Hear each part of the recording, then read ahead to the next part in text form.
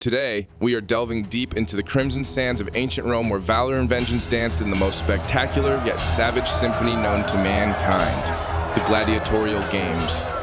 The gladiators were mostly slaves, prisoners of war, or condemned criminals trained to entertain the masses by engaging in mortal combat.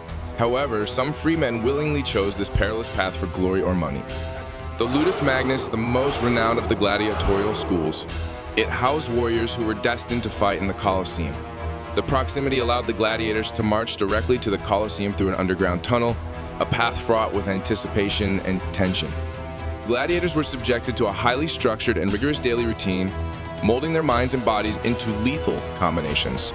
Their day started with strenuous physical exercises, training in armed combat, and learning advanced fighting techniques. This strict regime was crucial to build stamina, strength, and fighting skills, enabling them to endure the brutal combats.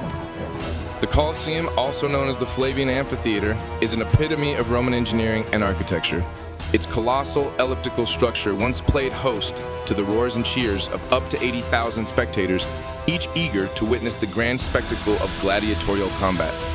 Constructed under the emperorship of Vespasian and completed by his son Titus in 80 AD, the Colosseum was designed with utmost precision. Its 4 levels boasted 80 entrances, ensuring the smooth flow of the spectators. The Colosseum. Although the most iconic, it was not unique. The empire was dotted with various arenas, like the amphitheater in Pompeii, smaller yet significant arena that played a crucial role in entertaining the local populace, and the amphitheater of El Gigem in Tunisia, which is considered among the largest amphitheaters ever built. People from all strata of society mingled in these colossal structures. Emperors and senators occupied the privileged seats, while the general populace and slaves found places in the higher, more cramped sections. The amphitheaters were social melting pots reflecting the hierarchical, yet interconnected fabric of Roman society. Each gladiator, a living embodiment of martial prowess, was meticulously molded into a master of his chosen class.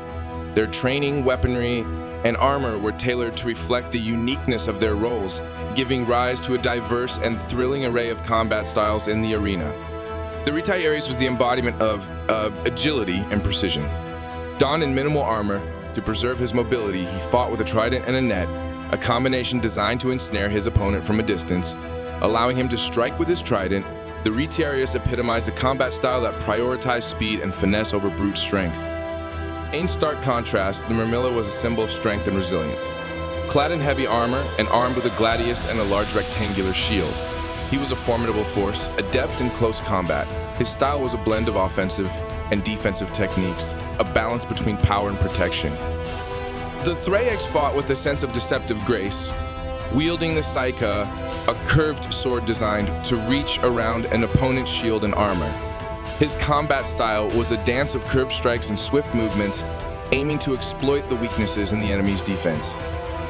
Beyond these iconic classes, the sands of the arena bore the footprints of numerous other gladiators, each a master of his class, each a unique expression of martial artistry. The Eques fought on horseback, the Dimachares wielded dual swords, and the Secutor, designed to combat the retiarius, was heavily armored, his helmet shaped to prevent the trident from catching. The gladiators were also pitted against the wild beasts of the empire, from the majestic lions and ferocious bears to the agile leopards. These encounters were raw, primal confrontations, a battle of instincts and power where the gladiators had to adapt and overcome their mettle tested against the untamed ferocity of nature.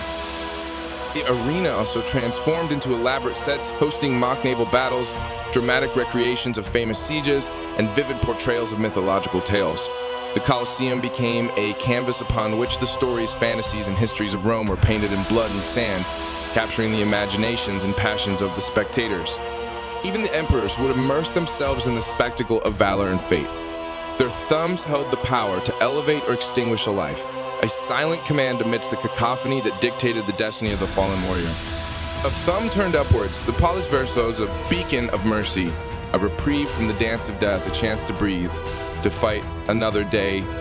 But a thumb turned downwards was the harbinger of death, the final act in the gladiators' tragic play, where the sands would drink the life of the fallen, their tails sealed with their last breath.